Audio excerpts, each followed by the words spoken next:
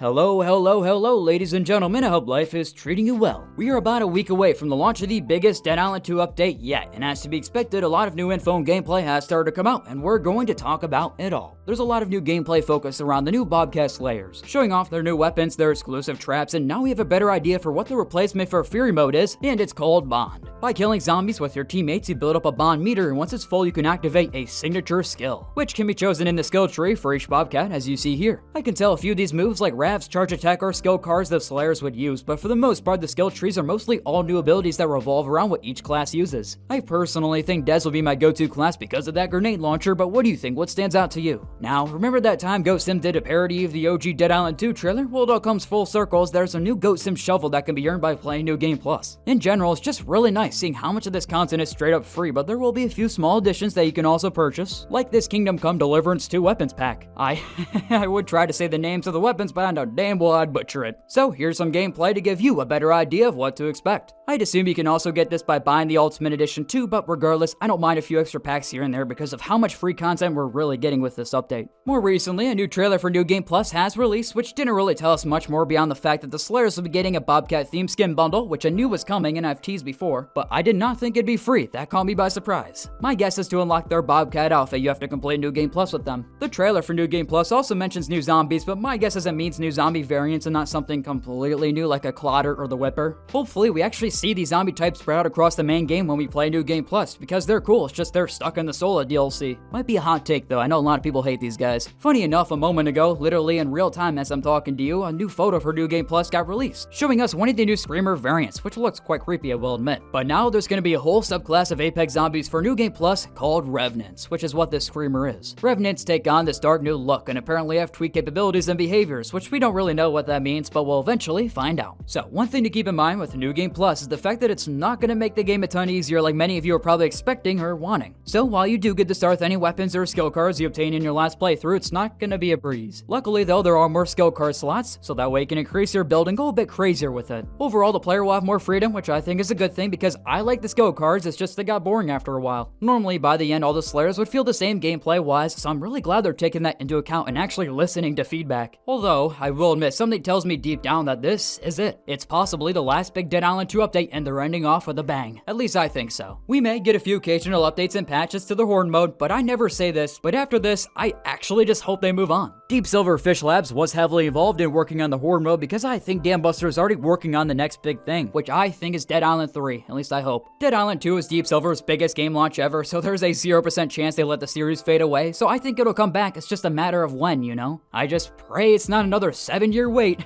For the next game though, I really do hope they expand the ambition a bit, maybe bring back cars, add in human enemies again, or I don't know, maybe finish the storyline.